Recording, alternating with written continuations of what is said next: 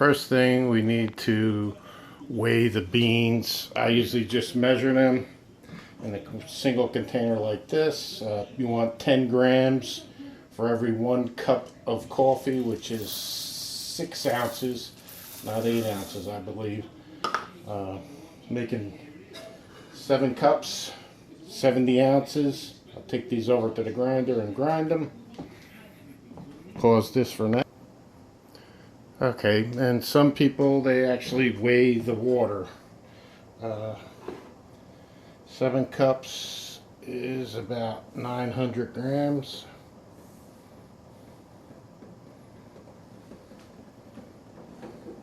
I preheat the water.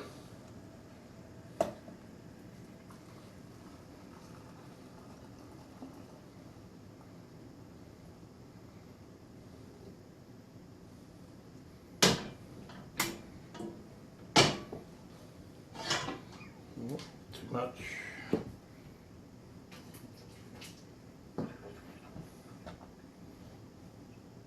Too little.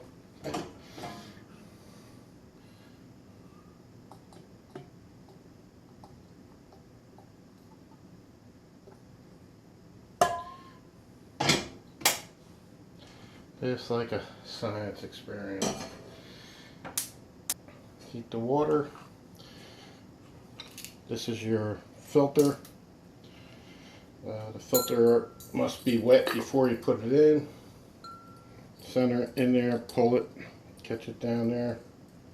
Center the filter, just sit it up there like that. And then we'll wait for bubbles to start. On the chain, once they get fairly rapid and bigger, we'll lower the temperature and lock the top down. I'll pause it again. Okay, the bubbles are starting to form on the chain. I lowered the gas. It's going to be almost off the flame itself.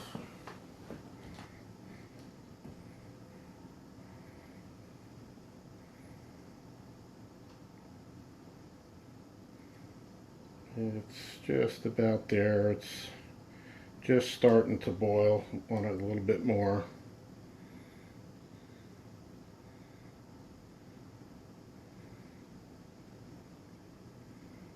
I guess you can see the bubbles, I'm not sure. I'll push this down, build up pressure, it'll start pushing the water up into the top.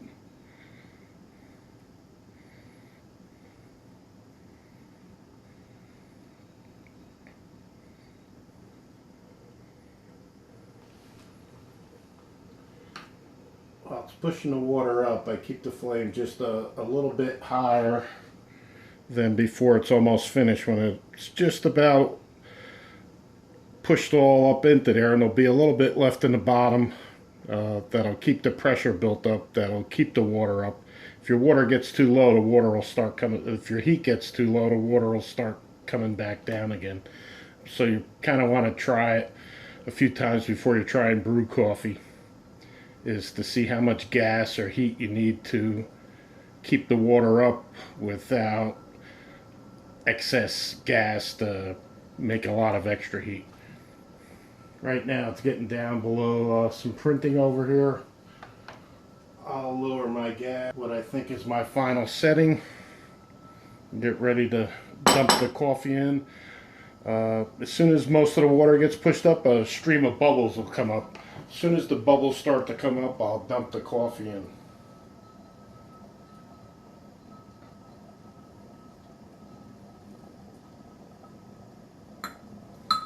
There's the bubbles. Stir the coffee real good in figure 8. Start the timer. I time it, the water up for 3.5 minutes. You want to brew all coffee from 3 to 4 minutes. You can see the separation line here. This is the coffee floating. The fresher your coffee is, the higher it'll float above the water. If you have stale coffee, it'll almost be no separation at all. Fresh coffee helps you extract more of the oils and solids from the coffee. gives you a better taste. After about 30 seconds, we'll just give it a very gentle stir to let the gas out of the coffee that's floating on top. And then it'll go to 0 minutes. I'll take it off the heat and let it drain back in. I'll pause it for now. Okay, I'm starting the video again. There's about 13 seconds left. At the end of the time, I'll just kill the gas. Take it off that burner, put it on the back burner to cool.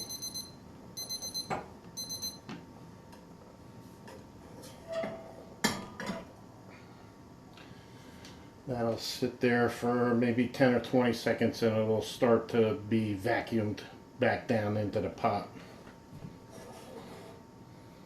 I'll then give it a good stir.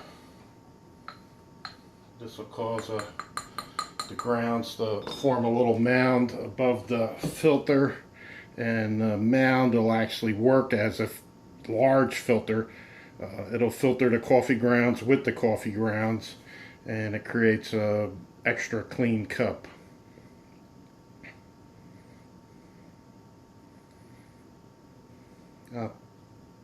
Pause the video again. Okay, if you look up here, you can see the mound of coffee that's formed from, if you don't forget to stir it, it just kind of turns into a big flat pile as opposed to a nice mound.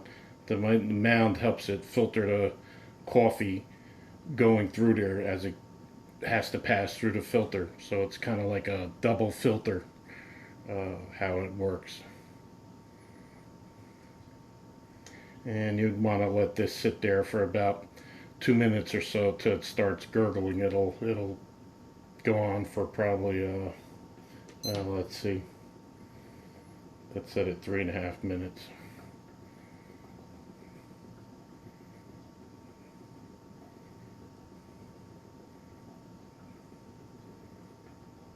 And I'll pause it again, let you know how long it took.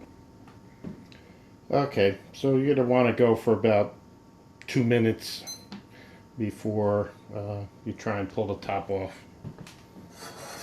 I just sit it there and gently rock it. Here the vacuum brake. Take this, put the chain in the center, set it down, let your coffee cool for a few minutes, and it's ready to go.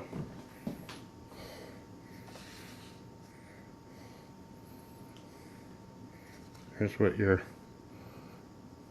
grounds look like.